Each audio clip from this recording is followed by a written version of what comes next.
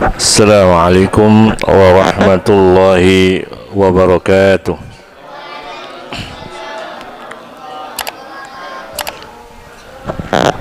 Innal hamdalillah nahmaduhu wa nasta'inuhu wa nastaghfiruh wa natubu ilaihi wa na'udzu billahi min shururi anfusina wa min sayyiati a'malina.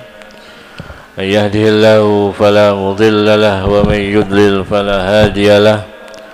Asyhadu an la ilaha illallah wahdahu la syarika lah wa asyhadu anna Muhammadan abduhu wa rasuluh wa usalli wa usallim ala nabiyyina Muhammad ibn Abdillah wa ala alihi wa ashabihi wa man sara ala nahjihi wa taba'a hudahu ila yaumiddin. Wa qala ta'ala ya ayyuhalladzina amanu taqullaha haqqa tuqatih wa la tamutunna illa wa antum muslimun. Wa qala aidan ya ayyuhalladzina amanu taqullaha wa qulu qawlan sadida yuslih lakum a'malakum wa yaghfir lakum dhunubakum wa may yuti'illaha wa rasulahu faqad faza fawzan 'azima. Amma ba'd. Ma'asyiral muslimin rahimani wa rahimakumullah. Bapak-bapak, ibu-ibu, para penuntut ilmu, para tulab dan talibat, a'azzani Allah wa iyyakum. Semoga kita semua sama-sama dimuliakan oleh Allah Subhanahu wa taala. Tiada kalimat yang patut kita senantiasa dedikasikan, kita persembahkan kehadirat Allah Azza wa Jalla melainkan kalimat tahmid, kalimat alhamdulillah, sebagai bentuk pujian dan rasa syukur kita kepada Allah Subhanahu wa taala atas anugerah karunia-Nya dan nikmat-Nya kepada kita semua. Hingga detik ini kita masih dianugerahi nikmat iman dan keafiatan sehingga kita dapat menjalankan berbagai ketaatan, takarrub dan ibadah kita kepada Allah Subhanahu wa taala. Dan di antara bentuk kita memanfaatkan dua nikmat yang agung ini adalah dengan kita bermajlis ilmu. Inilah yang dibutuhkan oleh nikmat iman yang diberikan oleh Allah Subhanahu wa taala, karena nikmat iman ini butuh nutrisi yang terus kita berikan sebagai bentuk rasa syukur kita kepada Allah Subhanahu wa taala, dan juga untuk menjaga agar nikmat iman ini senantiasa berada di dalam kalbu kita, tumbuh dan berkembang, dan kita dapat memastikannya dan mengawalnya sampai pada ajal menjemputnya. Hadirin bapak-bapak, ibu-ibu, para talib dan talibat, azani Allah wa iyyakum. Kita insyaallah melanjutkan bahasan kita, masih berbicara mengenai tauhid, dan kita telah sampai pada definisi yang dibawakan dalam kitab ini. Qauluhu sallallahu alaihi wasallam, ya, bahwa Nabi kita Muhammad sallallahu alaihi wasallam, ya, pernah menyampaikan bahwa tiadalah seorang mukmin, ya, yang senantiasa, ya, mempunyai perhatian, ya, terhadap perkara saudaranya. Maka perkara di sini maksudnya adalah tidak sebatas kebutuhan yang itu kaitannya dengan makan minum, ya, tapi juga adalah kaitan dengan ilmu. Yang lebih spesifik adalah tentang tauhid, karena ilmu tentang tauhid ini lebihlah dibutuhkan bagi kita atau saudara-saudara kita, melebihi dari kebutuhan mereka atau kita terhadap makan dan minum. Maka hadirnya kita di sini adalah untuk menambah khazanah wawasan terkait ketauhidan kita. Ini juga bentuk perhatian kita terhadap urusan-urusan saudara-saudara kita. Pada definisi yang dibawakan oleh Syekhuna berbunyi huwa i'tiqadul abdi. Dia adalah i'tiqad, keyakinan. Ya. I'tiqadul abdi, keyakinan seorang hamba. Apa maksud keyakinan seorang hamba? Bahwa keyakinan di sini yalzam, mengharuskan seorang itu mempunyai ilmu wal amalul qalb. Ilmu dan amalan hati. Artinya apa? Seorang belumlah dikatakan berkeyakinan, punya i'tiqad kalau tidak diawali dengan mengilmui. Ya, ilmui dulu. Ya. Sehingga setelah itu barulah dia akan beramal. Ya.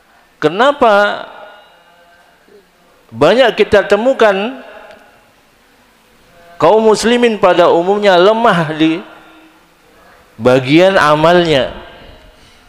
Ya. Karena ini mengilmui tentang tauhid ini yang lemah. Ya. Karena fala yakunu i'tiqadan sahihan. Orang yang tidak mengilmui dengan baik, dengan benar, maka tidak akan melahirkan amal.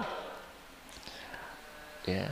Dan mustahil seorang yang benar-benar tumbuh keimanannya dalam kalbunya, kemudian dia tidak beramal. Ini sangat mustahil terjadi. Gitu. Sehingga dengan ini kita sangat mudah untuk memeriksa diri kita, ya, menilai diri kita, ya, bukan orang lain. Kita kalau belajar, ya, para santri, para talib dan talibat, kalau kita belajar dapat ilmu, jangan kemudian langsung kita tembakkan kepada orang lain. Tembakkan pada diri kita. Ngerti maksudnya tembakkan? Jangan arahkan ilmu itu kepada orang lain. Ah, ini cocoknya ente ini. Nah, ya. Tapi arahkan ke kita untuk memperbaiki diri kita, amal kita. Bukan semata-mata kemudian kita langsung mengarahkan, nah ini. Enggak. Ya.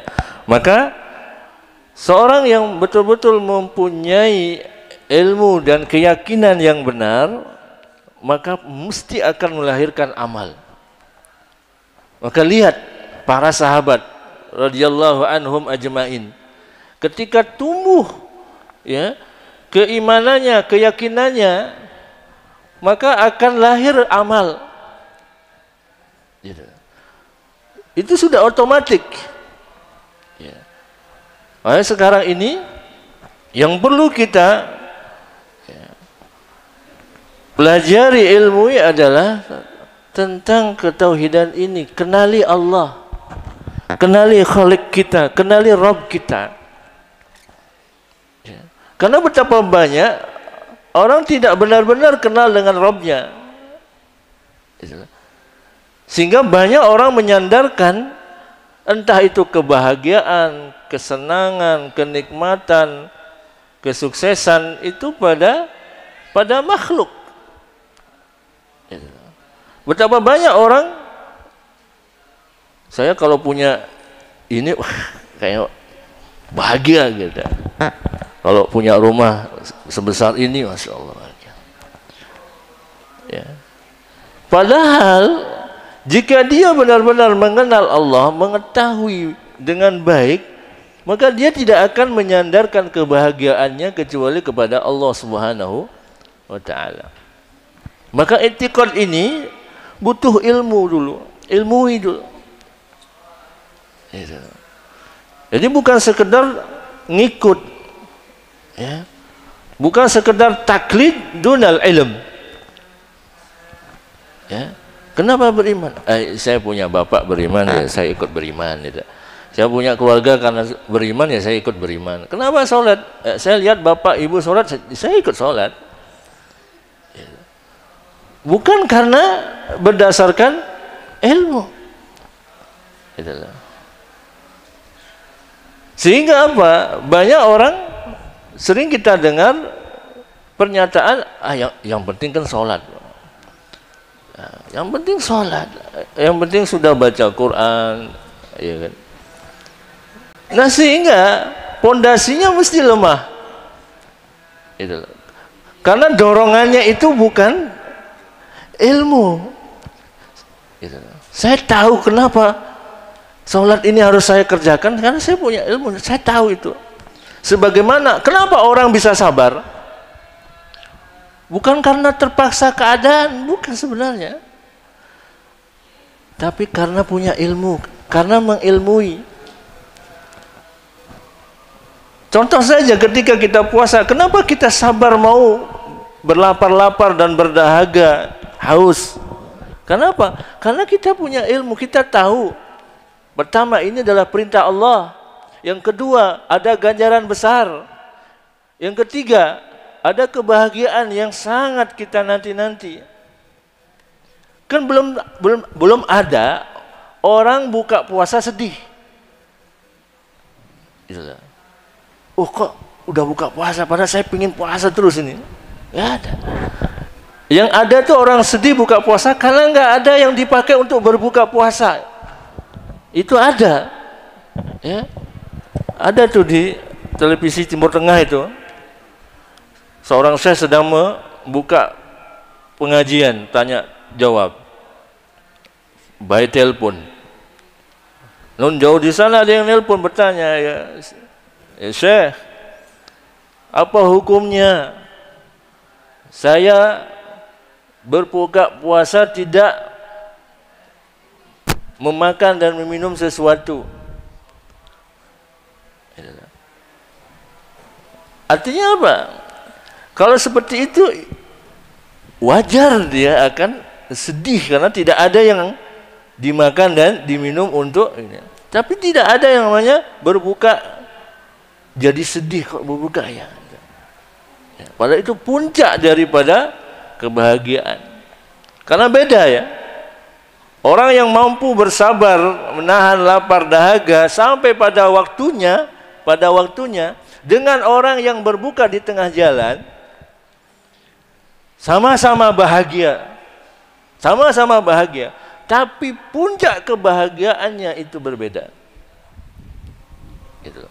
Karena orang yang berbuka di tengah jalan, apalagi dengan sembunyi-sembunyi, itu masih bercampur dengan penyesalan. Tapi dengan orang yang mau bersabar dan sampai pada titiknya yang harus dia berbuka, maka ada kebahagiaan yang memuncak. Kenapa? Karena dia berhasil mengamalkan, melaksanakan syariat. Maka sangat berbeda. Itu karena mengilmui. Sehingga ketika dia mendatangi panggilan Allah, akan berbeda orang yang mengilmui dengan tidak. Orang yang sungguh-sungguh dan punya ilmunya, tidak mudah dia futur. Tidak mudah dia futur. Justru apa? Justru dia dengan pertolongan Allah, dia mudah untuk istiqomah. Tetap semangat. Seandainya datang itu masa futur gitu, tidak dia akan larut atau sampai meninggalkan amalan itu. Nah, orang kalau nggak mempunyai ilmunya, datang masa futurnya dan itu cepat, dia akan tinggalkan. Apalagi merasa apa? Contoh baca Quran gitu. Dia sudah merasa sudah nabung di bulan Ramadan bacaan Qurannya, sudah hatam sekian juz, sekian kali juz. Sehingga apa? Ninggalin sekali mah nggak apa-apa. Ya, hari ini nggak baca Quran, ya nggak apa-apalah. Kemarin sudah banyak ngatamin. Ya. Begitu nantinya. Ya. Karena jangan sampai kita ada cerita dulu saya hafal. Ya, juz amma dulu. Saya rajin sholat tahajud dulu. Ya. Sekarang raib. Ya.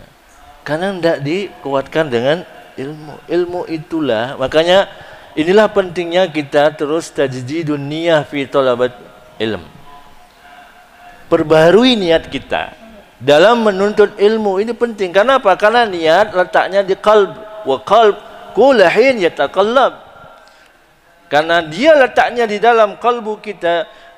Namanya kalbu itu berbulak-balik setiap saat, dan itu tidak dalam kuasa kita. Kita nggak bisa menguasainya. Kita hanya bisa minta tolong sama Allah. Ya muqallibal qulub, sabit qalbi ala dinik. Dan itu doa adalah doa yang paling sering dibaca oleh Rasulullah. Rasulullah sering baca dalam riwayat Aisyah radhiyallahu anha. Kita kan jarang. Bisa jadi nggak pernah. Ya. Nabi ya, sering baca doa itu. Karena apa? Karena merasa bahwa hati ini, kalbu kita ini akan mudah untuk bolak-balik. Makanya kita temukan, kita masang alarm aja, bangun jam 3, alarmnya jam 3. Itu belum tentu jam 3 teng kita sudah standby untuk mengambil air wudhu. Belum lagi kanan dulu, kiri dulu gitu. Ya, duduk dulu. Apalagi sekarang ada gadget gitu. Ya, lihat dulu udah status enggak. Ya. Sehingga apa, kadang-kadang orang tuh banyak lupa baca doa, lupa bersyukur Allah bangkitkan, Allah bangunkan dia di sepertiga malam. Itulah. Maka penting ilmu itu, mengilmu itu penting. Ya, karena ini yang akan menjadikan kita memiliki siraj.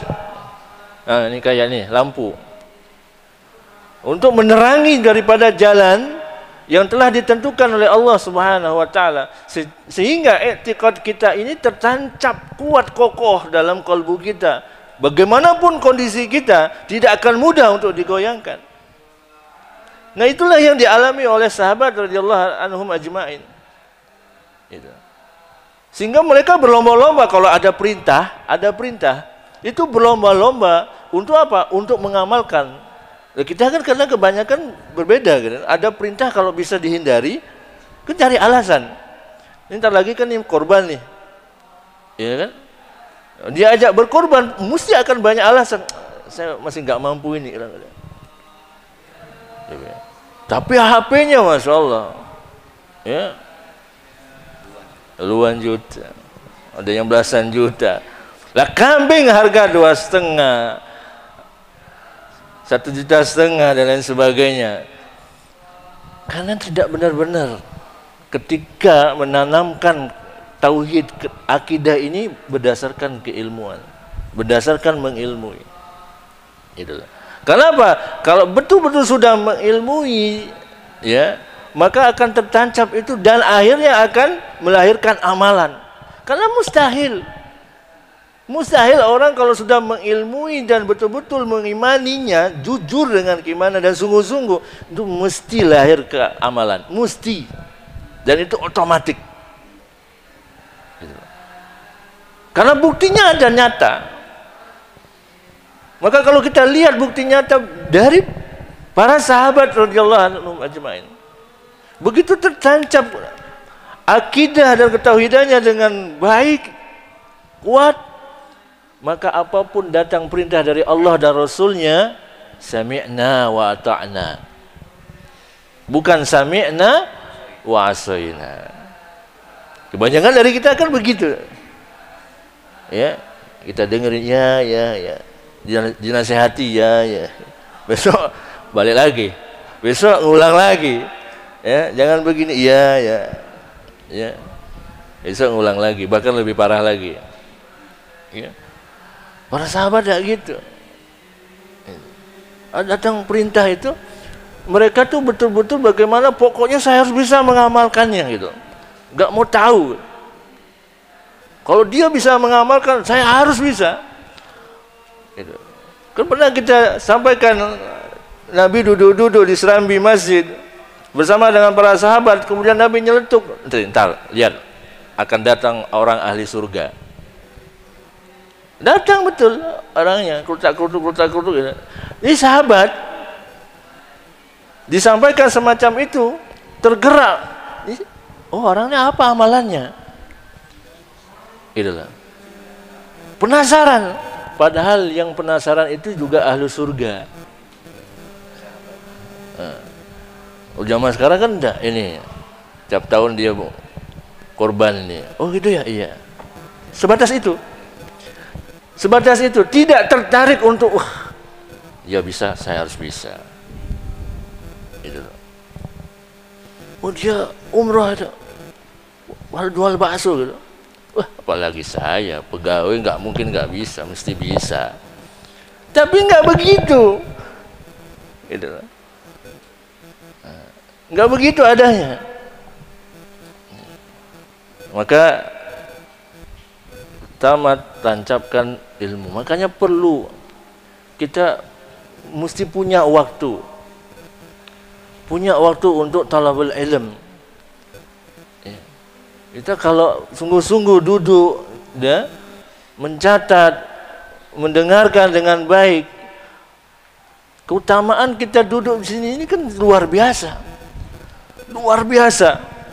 Kita kalau merasa mengaku diri banyak dosa, mesti datang ke majelis ilmu. Kita kalau merasa diri ini banyak dosa, mestinya datang ke majelis ilmu. Lebih memilih majelis ilmu daripada datang ke tempat yang tidak memberikan kebermanfaatan. Dan kalau kita menyadari bahwa kita ini minim ilmu tentang agama, itu dia juga harus datang ke majelis ilmu. Harus kita punya waktu. Berikan waktunya sebagaimana kita memberikan waktu yang lapang, yang banyak terhadap perkara dunia kita. Ya. Tapi kalau berkaitan dengan kita ngaji begini, kita sangat berat ngasih gitu loh. Buang-buang waktu. Ya. Di rumah bisa kok. YouTube ada sekarang. Ini apalagi ini di live gitu kan. Di rumah aja, nanti sambil ngopi. Gitu. Ngapain jauh-jauh harus datang ya ke masjid, ya ke pondok, ya ke tempat-tempat majelis ilmu. Ya. Keutamaan itu Anda tidak akan dapatkan. Gitu. Maka hadirin yang dimuliakan Allah Subhanahu wa taala, itu yang pertama, i'tiqadul abdi harus diawali dulu dengan ilmu, nanti akan melahirkan amal. Berikutnya dari definisi yang sudah disebutkan, wa imanuhu bitafarrudillah, dan keimanannya dengan mengesahkan Allah Subhanahu wa taala. Ya, ini lagi-lagi adalah merupakan amalan qalb. I'tiqad amalan qalb. Iman juga amalan qalbu. Maka wa idza aminal qalbu lazima min dzalika amalul jawarih. Kalau hati sudah tertancap, kalau iman sudah tertancap dalam qalbu kita, iman yang benar-benar ya, bukan sekedar pengakuan, bukan sekedar pengakuan sebagaimana orang Arabi dalam surah Hujurat, ya, kan dikatakan qalatil a'rabu amanna. Datang orang Arab kepada Nabi, berkata apa? Amanna, kami telah beriman. Nabi mengatakan qulu aslamna walamma yadkhulul imanu fi qulubikum. Nabi mengatakan dia belum benar-benar beriman, itu baru Islam, baru Muslim. Ya. Karena keimanan itu akan melahirkan ketundukan dan amal, keberpasrahan. Ya. Maka ketaatannya tanpa tapi. Ya. Itulah namanya abdun. Itulah namanya abdun, hamba. Ini namanya hamba. Enggak punya apa-apa. Hamba itu kalau mau keluar nggak bisa kalau tidak tanpa izin. Ya. Dia mau bertransaksi dia nggak bisa. Gitu. Apapun yang diperintahkan atau yang dilarang oleh tuannya, sami'na wa ata'na. Dan tidak ada namanya keluhan. Kok saya? Kok begini? Kok berat nih? Nggak ada. Apapun perintahnya dilaksanakan. Itulah abdun.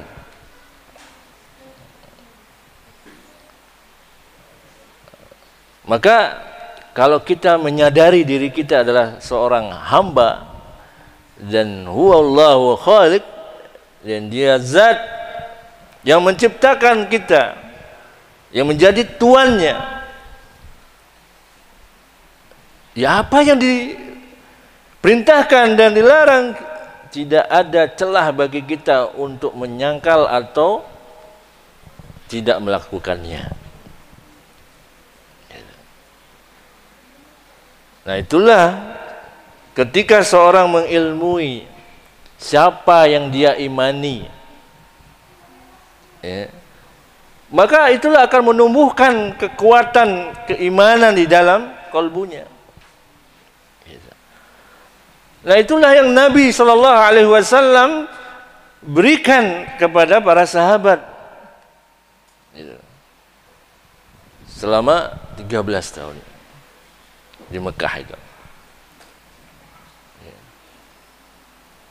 Jadi sepanjang itu dakwah Nabi itu ya tentang tauhid itu, penguatan tauhid itu, dan memberikan peringatan tentang perbuatan syirik. Karena ini akan melemahkan iman kita. Dan kita nanti kelak kalau antum nanti jadi dai, jangan khawatir takut menyampaikan perkara tauhid dan syirik gitu di hadapan masyarakat. Karena itu akan melemahkan keimanan dan itu akan mendatangkan berbagai macam musibah.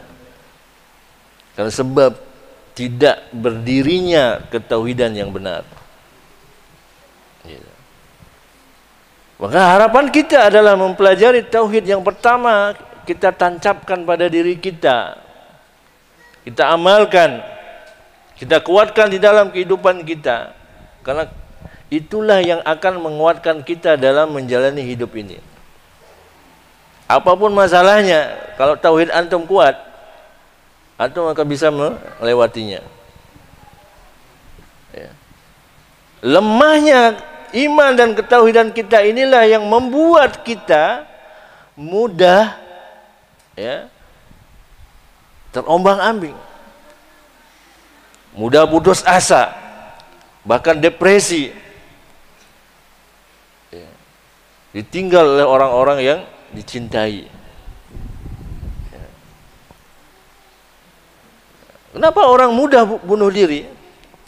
Balik lagi karena enggak ada keimanan di dalam.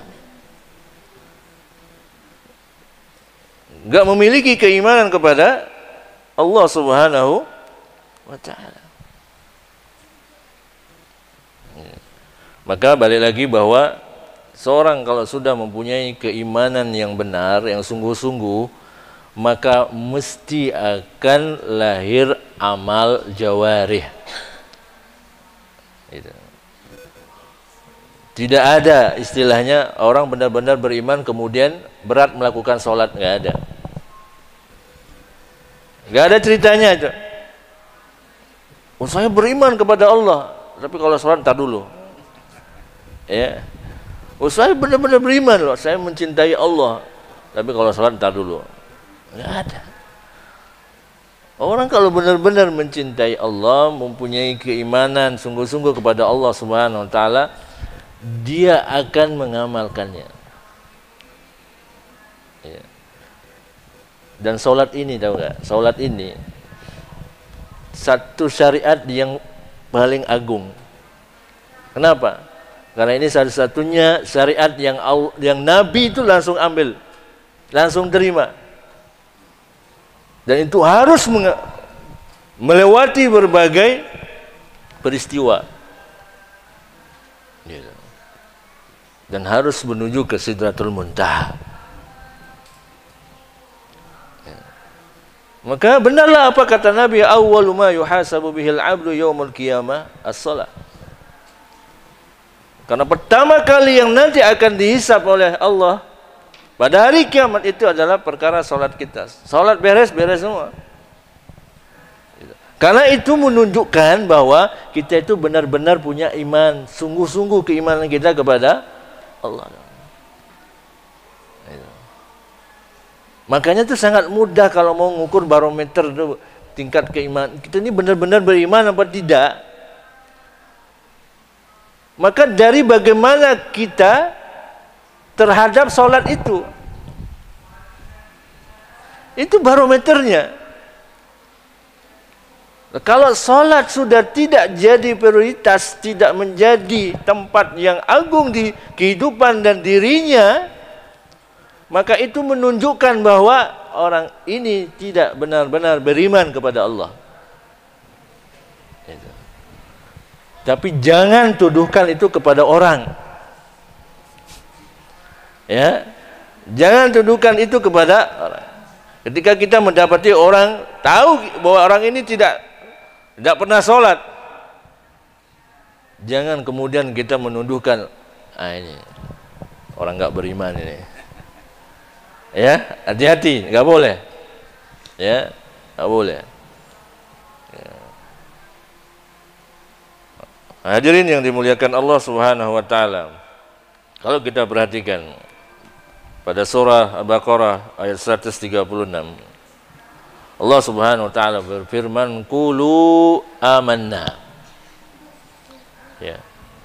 Ini kalimat qulu amanna. Ini fi'il apa nih? Qulu amanna. Hah? Ya. Madhi amar? Amar. Tapi maksudnya di sini adalah memerintah Nabi untuk mendakwahkan kepada umatnya supaya beriman kepada Allah Subhanahu wa taala. Ya. Maka yang pertama kali diperiksa tentang diri kita ini adalah keimanan kita. Jarang kan kita ditanya kalau ketemu saudara kita atau teman kita, sahabat kita, gimana kabar imannya? Paling sering kita ditanya, gimana kabarnya, Pak? Gimana kabar istri, gimana kabar anak, gimana kabar saudara? Jarang ditanya, gimana kabar iman Anda hari ini?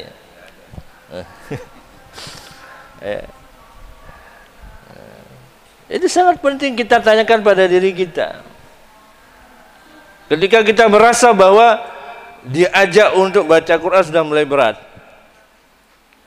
kita bilang entar itu sudah musibah. Padahal ini waktunya baca Quran, tapi kita mengatakan entar aja deh, entar jam 7 lah, jam 8. Nah, kalimat entar dalam bahasa Arab namanya taswif. Taswif adalah senjatanya setan, dan itu paling mempan, paling mujarab. Ya, entar, nanti. Ya. Itulah namanya taswif. Saufa, taswif. Ya. Nah, begitu entar akhirnya apa? Nanti lihat, begitu waktunya nggak mungkin akan baca Quran karena sudah entar. Bahkan para sahabat itu Meskipun datang tamu di waktu mereka tuh harus baca Quran, tamunya diminta menunggu sebentar. Tunggu sebentar. Dia baca walaupun beberapa ayat. Begitu. Ya. Maka bagaimana dengan kita?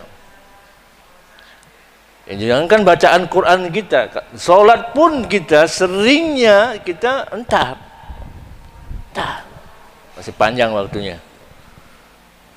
Entarnya ini kan kadang-kadang tidak ada alasan syar'inya, gitu loh. Kadang alasan sepele gitu loh, entah nanggung ini, nanggung gitu loh. Padahal Allah sudah manggil itu. Tapi begitu diberikan masalah, diberikan ujian sama Allah, dia pun ingin ujian itu segera diangkat. Ya. Bahkan kadang-kadang tidak menyadari bahwa dia dalam doanya sudah mendikte Allah. Ya Allah, kalau enggak sekarang, aduh selesai hidup saya ya Allah. Ya. Ini orang yang enggak kenal Allah. Dan juga qalil adab sama Allah. Ya. Karena menganggap Allah itu enggak paham, enggak ngerti dengan kebutuhan daripada hambanya. Gitu. Padahal balik lagi bahwa kalau kita menyadari bahwa diri kita ini abdun, hamba, apapun kondisi yang diberikan oleh Allah Subhanahu wa taala, kalau kita paham yang memberikan itu Allah, sebenarnya harusnya tenang.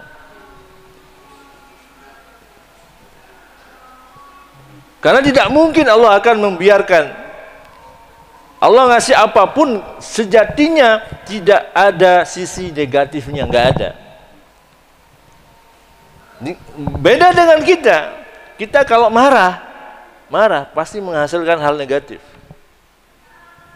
Umumnya begitu. Itulah manusia.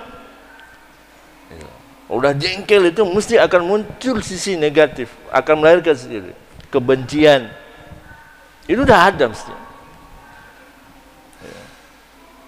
Tapi marahnya Allah, ya, itu akan melahirkan kebermanfaatan bagi hambanya. Ujian yang Allah berikan kepada hambanya itu bukan ujian bentuk ketidakcintaan Allah kepada hambanya, enggak, atau kebencian Allah kepada hambanya, enggak. Karena bisa jadi itu cara Allah untuk menghapuskan dosa kita. Karena diinginkan bahwa ketika dia berjumpa dengan Allah, dia bersih dari dosa-dosa. Kalau diberikan ujian, kan jelas Allah mengatakan wa nabluukum bil khairi wasyarri fitnah. Kami uji kalian itu dengan keburukan dan kebaikan. Ya. Makanya konsep kenikmatan dunia itu halal dihisab, haram diazab. Jadi dapat yang halal kita dihisab, ya. Kalau yang haram diazab, maka dua-duanya adalah ujian. Itu. Ini ya, hal semacam ini perlu kita sadari, sehingga kita tidak kemudian euforia dapat Allah sampai guling-guling. Padahal dia tidak tahu bahwa itu akan dimintai pertanggungjawaban. Dalam surah At-Takatsur pada ayat yang terakhir apa bunyinya? Summa latus'alunna yawma idzin 'anin na'im. Sahabat itu mendengar ayat itu enggak berani minum makan banyak. Kenapa? Karena ditanya nanti, dihisab sama Allah. Itu dia kenapa Abdurrahman bin Auf itu hanya mengkonsumsi sesuai dengan kebutuhannya, sisanya dia kasih semua. Kenapa? Ini yang dikhawatirkan. Ini memperlambat saya masuk surga.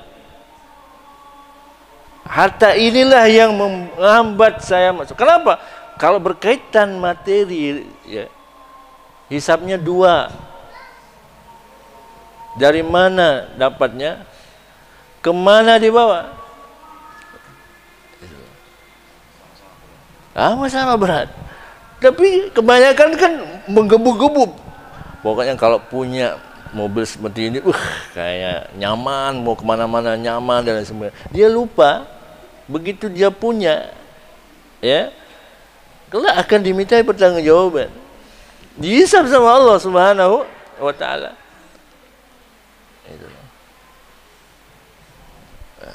Nah, demikian juga ketika kita mendapatkannya itu dalam bentuk haram, maka Allah akan mengazab itu. Maka balik lagi bahwa ilmui dan imani Allah dengan sungguh-sungguh, maka ini akan menjadikan kita, apapun yang diberikan kondisinya oleh Allah Subhanahu wa Ta'ala, kita akan dapat menjalaninya dengan baik. Karena yang diinginkan oleh Allah Subhanahu wa Ta'ala bukan menguji kita mampu atau tidak. Allah memberikan ujian itu berupa kebaikan maupun keburukan, itu bukan dalam rangka untuk menguji hambanya mampu pun tidak. Allah itu maha tahu, sangat maha tahu. Gitu. Tapi yang akan diperlihatkan oleh Allah Subhanahu wa Ta'ala adalah kita nerima enggak, kita nerima enggak diuji, dan kemana nantinya dia bersandar dan menuju ketika diberikan ujian itu. Kalaulah itu adalah kenikmatan, siapa yang hadir pertama kali yang untuk dia syukuri atau berterima kasihnya? Apakah dia mengagungkan kecerdasannya, kehebatannya, atau usaha yang keras yang dia telah lakukan sehingga dia mencapai kenikmatan itu? Atau dia menyandarkannya ini semua adalah dari Allah Subhanahu wa Ta'ala? Wa ma bikum min ni'mah fa minallah. Wa ma bikum min ni'mah. Ya, antum ini semua, kita ini dapat hadir semacam ini adalah nikmah, dan itu dari Allah Subhanahu wa Ta'ala.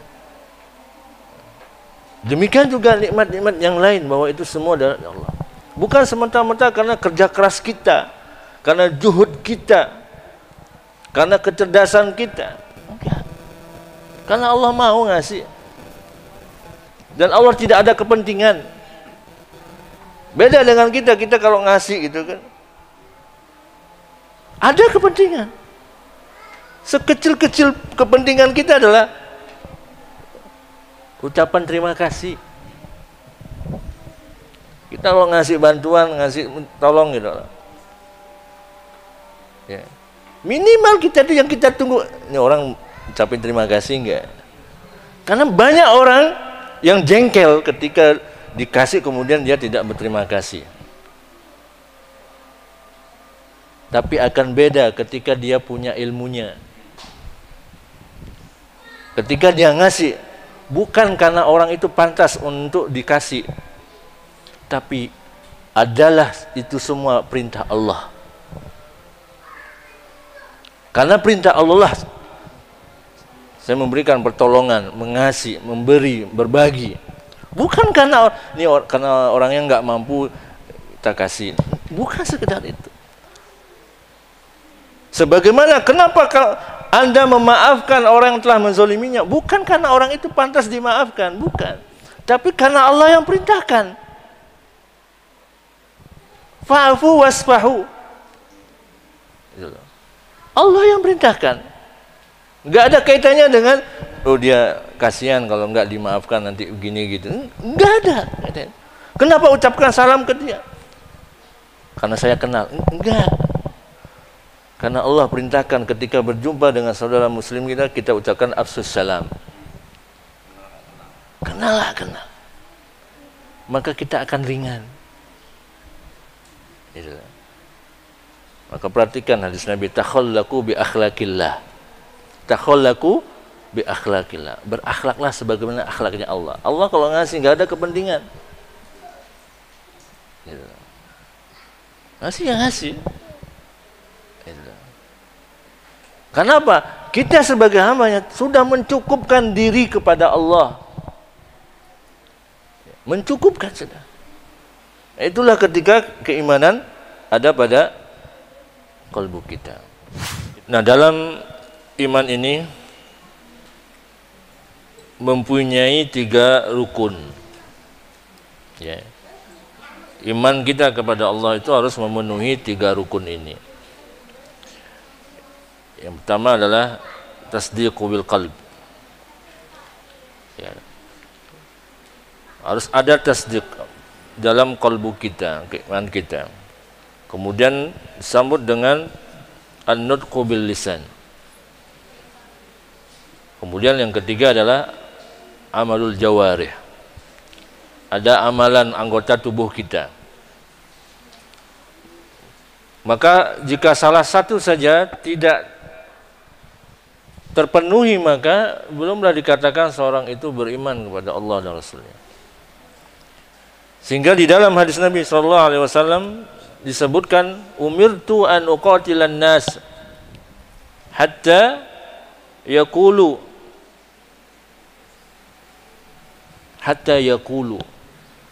aku diperintahkan memerangi manusia sampai mengucapkan la ilaha illallah. Ya. Maka tidak cukup seorang itu yang penting kan di hati. Kadang sering kita temukan tuh, iman tuh yang penting di hati. Salat mah nomor 2. Iya, rukun Islam salat itu nomor 2. Iman dulu. Ya. Tapi kalau betul-betul mempunyai keimanan, maka dia harus mengikrarkan di lisan itu. Ya. Kemudian dibuktikan dengan amalul jawarih. Dalam surah Al-Asr itu, illal ladzina amanu wa amilus shalihat tawasaw bil haqqi wa tawasaw bis sabr. Ya. Mesti beriringan. Amanu wa amilus shalihat. Maka tidak ada ditemukan orang yang betul-betul beriman kemudian nggak mau beramal. Yang penting di sini dan ingat Allah, masuk surga insyaallah. Surga mbahnya ya. Kudu diucapkan. Gitu. Maka amalan lisan ini bernilai di sisi Allah Subhanahu wa taala. Sehingga lisan ini pun tidak boleh sebenarnya digunakan untuk kalimat-kalimat negatif. Ya. Ketika lisan ini banyak digunakan dalam kalimat-kalimat thayyibah, maka dia tidak sempat untuk digunakan pada kalimat-kalimat negatif, sayyi'ah. Itu dia kenapa Allah perintahkan fazkurullah zikran katsira. Ingatlah Allah, zikirlah sebanyak mungkin. Ya. Maka ketika kita menyadari mau mengeluarkan kalimat yang negatif, ya, kita ingat malu, jangan kotori lisan ini yang biasa digunakan baca Quran, biasa digunakan untuk zikrullah, biasa digunakan untuk berdoa, biasa digunakan untuk membaca doa-doa di dalam sholat. Kemudian kita gunakan untuk kata-kata yang kotor.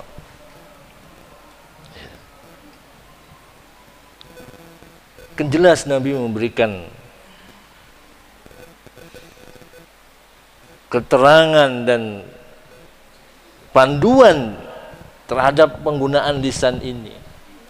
Man kana yu'minu billahi wal yawmil akhir falyakul khairan aw liyasmut. Ya.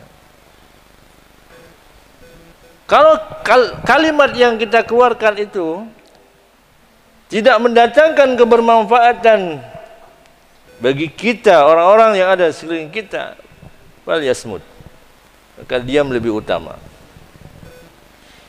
Gitu.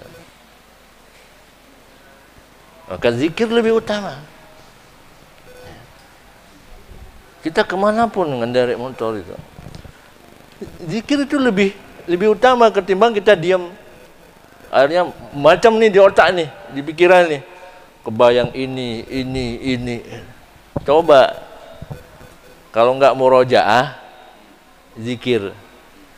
Ini pikiran sama hati itu selamat dari pikiran negatif dan perasaan negatif. Yakin. Begitu kita diam, kita konsentrasi betul, fokus, sampai enggak ya mengucapkan apapun, akan timbul itu macam-macam tuh yang kita akan pikirkan, yang harusnya sudah dilupakan teringat lagi. Ya. Was-was, kekhawatiran, ketakutan, kegundahan dan lain sebagainya. Ya, maka cara ngelawannya itu adalah perbanyak membaca Quran, murojaah dan zikir. Gak sempat itu. Kenapa? Pikiran ini kan layaknya ruang. Pikiran itu layaknya ruang. Kita mau isi apa itu? Mau isi suara seperti apa? Mau isi gambar apa? Mau isi kalimat-kalimat apa? Itu ada di pikiran kita. Ketika di tengah malam jam 12 atau jam 1 terdengar suara, itu tergantung pikiran kita. Begitu terdengar suara tak, kita penuhi pikiran kita itu dengan hal-hal yang negatif, yang menakutkan, jadi takut. Itulah cara kerja pikiran kita. Gitu. Tapi kalau yang kita penuhi itu adalah hal yang positif, itu. Meskipun dia menampakkan wujudnya, tapi kita bisa menguasai ini, pikiran ini, kita penuhi dengan hal yang positif, nggak ada masalah. Itu. Ya kalau antum misalnya nih, para talib dan talibat, diminta bicara di depan umum gitu. Kalau di pikiran antum itu adalah sesuatu yang negatif, akhirnya akan menakutkan. Nanti kalau ngomong salah diketawain, nanti dicemooh, nanti dicibir, nanti dibully dan akhirnya apa? Sambutan atau pidato yang sudah dihafal itu blank semua. Kenapa? Karena ini. Gitu.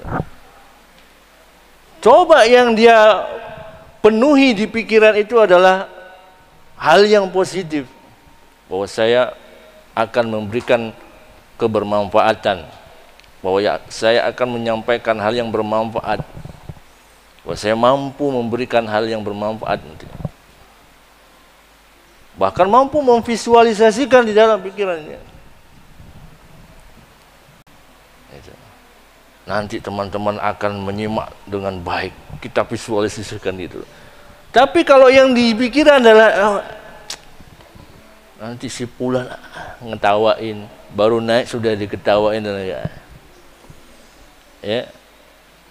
Nah, itu dia. Maka perlu 3 rukunnya harus terpenuhi dalam diri kita. Ya. Tidak boleh salah satu saja tidak ada dalam diri kita, maka belum benar-benar dikatakan beriman. Walakin aslamna. Walamma yadkhulul imanu fi qulubikum. Maka akan lemah. Ya. Sekarang semangat, wih. Besok goib dah, enggak ada di masjid lagi. Ya. Akan begitu. Iman tumbuh karena ilmu. Ya, enggak begitu-begitu aja gitu, timbul begitu saja enggak, karena ilmu. Para sahabat begitu, diberikan ilmunya oleh Nabi SAW, duduk, ya, halaqah, makanya disebut halaqah itu karena seperti halaqah, seperti rantai, itu namanya halaqah, halaqatul ilm, itu. Karena bulat begitu. Nabi menyampaikan, menjelaskan, dapat ilmu, bertambah keimanan mereka, sehingga tertancap kuat. Hijrah mereka. Nggak ada pertanyaan, kenapa harus hijrah? Kenapa saya harus hijrah? Atau sampai mengatakan, nantilah, ini ntar lagi mau panen nih. Ini kalau saya tinggalin gimana ini urusannya? Iya, emang. Istri mau melahirkan, mau ditinggal, istri mau melahirkan, yang benar aja gitu. Nggak ada istilah begitu. Hijrah. Dan tidak ada yang menanyakan nanti kalau di sana tinggal dengan siapa, terus makan minumnya bagaimana.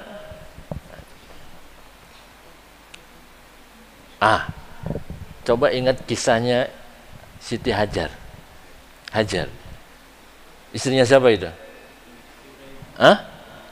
Masya Allah, sudah hidup pada zaman itu berarti. Tahu tuh istrinya Nabi Ibrahim. Perhatikan ketika sampai Nabi Ibrahim dengan Hajar dan anaknya Ismail alaihi wassalam membawa perbekalan yang hanya cukup untuk 2 hari. Begitu sampai esoknya ditinggal sama Nabi Allah Ibrahim, enggak pakai ngomong,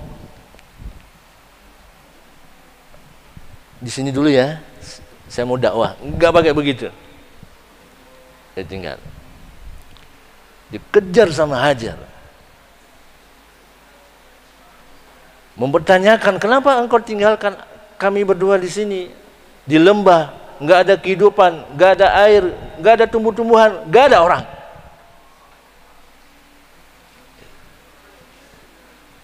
Enggak dijawab, enggak noleh, tetap jalan. Sampailah pada pertanyaannya, ya bukan esai, tapi choice, multiple choice, pilihan ganda. Apakah yang memberitakanmu itu adalah Allah? Ya atau tidak? Iya, itu aja jawabannya. Apakah yang memberitakanmu ini adalah Allah? Iya. Begitu jawabannya iya, wallah la yudhai'una, Allah tidak akan menyanyiakan kami. Ini kalimat bagi lisan kita sangat mudah untuk diucapkan. Allah tidak akan menyanyiakan kami. Antum kira setelah Hajar melafazkan kalimat begitu, kemudian hidupnya senang-senang? Enggak. Kalimat itulah awal munculnya ujian. Awal itu ujian. Hidup berdua, habis perbekalan, air susunya mengering, karena tidak ada asupan yang masuk kepada Hajar. Nangis, kelaparan, kehausan. Apa yang dilakukan Hajar? Hajar keliling nyari. Yang itu akhirnya akan jadi syariat sa'i. Itu. Dan tidak pernah namanya putus asa. Itu lahir dari ketauhidan dan keimanan yang sungguh-sungguh. Tidak mungkin seorang itu masih punya harapan tinggi kalau tidak didasari atas ketauhidan dan keimanan yang sungguh-sungguh. Kalau itu hadir di zaman kita, mesti orang itu akan bunuh diri, mesti akan menolak, diajak oleh suaminya itu, atau antum sebagai anak, ini tak pondokan di sini. Protes, kenapa saya harus mondok? Kan bisa sekolah lain, kan bisa dekat dengan rumah, bisa saya berjumpa dengan bapak ibu, bisa bantu nanti, bisa bantu bapak ibu nanti. Ya, padahal belum tentu juga akan bantu bapak ibunya gitu loh. Ya enggak? Iya katanya saya. Ya. Tapi begitulah. Kami ingat ketika dulu, ya, minta waktunya lagi sedikit saya. Mengirimkan dai ke pedalaman yang zonanya zona merah, Maksudnya merah di sini nggak ada akses. Ya. Yang antum kalau sudah sana tuh sepeda motor, ya, kendaraan-kendaraan itu tidak bisa masuk. Kita tempatkan dai di tempat itu. Wala listrik. Ya, nggak ada listrik. Antum bawa HP cuma bisa untuk foto-foto sama senter. Nggak bisa komunikasi antum. Kalau antum komunikasi antara naik perbukitan atau naik pohon kelapa, itu belum tentu juga akan dapat sinyal juga, belum tentu. Ya. Kita tempatkan sana. Ya. Itu kalau enggak digembleng ketauhidannya, ya, imannya. Itu kabur, itu baru nyampe aja. Baru nyampe itu sudah. Karena kalau bukan, demi Allah, kalau bukan karena keimanan dan ketauhidan yang menancap dalam kolbunya itu, gak ada yang kuat hidup itu. Gak ada. Dan tidak ada yang mampu melakukan ketaatan, apalagi istiqomah, tidak ada. Itu semua karena keimanan dan ketauhidan kita kepada Allah Subhanahu wa taala. Maka kalau tidak ini yang kita kuatkan terus, ya, maka kita mau ngambil apa, kita akan mudah lemah. Mudah lemah. Maka sahabat itu kenapa begitu tangguhnya? Pedang berkelebatan begitu, dia tidak ada rasa takut, seneng. Bahkan kadang-kadang nanya, kok nggak ada peperangannya? Kenapa? Karena di sana ada kenikmatan, beda dengan kita. Itu. Sedikit listrik mati, nggak ada sejam, itu sudah panik, kemudian protes, belum lagi kalimatnya yang keluar, cacian, makian, apa ini, dah lah. Atau paling tidak, ya, kita bepergian ini, yang biasa pakai pesawat, kemudian di delay aja, delay aja. Itu petugas itu habis itu. Ya. Kenapa ini? Ketauhidan. Dia kalau paham ini, tertancap betul ketauhidan keimanan, tetap tenang. Kenapa? Tidak ada peristiwa yang terjadi di atas muka bumi ini kecuali atas izin Allah. Kecuali atas izin Allah. Allah kalau tidak izinkan, itu waktunya delay, dia tidak akan delay dan akan tepat waktu. Dan tidak ada namanya dedaunan yang rontok itu merontokkan dirinya sendiri. Ya, udah lama ini, tak rontokin aja deh. Nggak ada. Semua atas ilmu dan izin Allah Subhanahu wa taala. Dan tidak ada namanya gunung meletus diri sendiri. Saya mau meletus sudah lama nih, sudah puluhan tahun nggak meletus, tak meletusin aja deh. Nggak ada istilah begitu. Itu semua atas izin Allah Subhanahu wa taala. Itu. Maka kalau kita paham tentang hal itu, sebenarnya santai aja, tenang aja. Allah yang mendatangkan, nanti Allah juga yang akan mengangkat itu semua. Kita tinggal jalani aja. Coba sekarang, kalau kita protes, nggak terima, balik keadaannya. Itulah yang membuat kita semakin menderita. Maka perlu acceptance, perlu ridha, perlu penerimaan. Terima aja, terima. Itulah hamba. Itulah hamba. Semakin kita nggak bisa terima, semakin kita menderita. Ujung-ujungnya stroke, Pak. Ya, udah depresi, menurut ya, dia terima. Oh, saya begini, ya sudah terima. Ya, beramal, dekatkan terus kepada Allah Subhanahu wa taala. Ya, semoga bermanfaat. Sallallahu ala nabiyina Muhammad wa ala alihi wa sahbihi wasallam. Subhanakallahumma hamdika asyhadu an la ilaha illa anta astaghfiruka wa atubu ilaik. Assalamualaikum warahmatullahi wabarakatuh.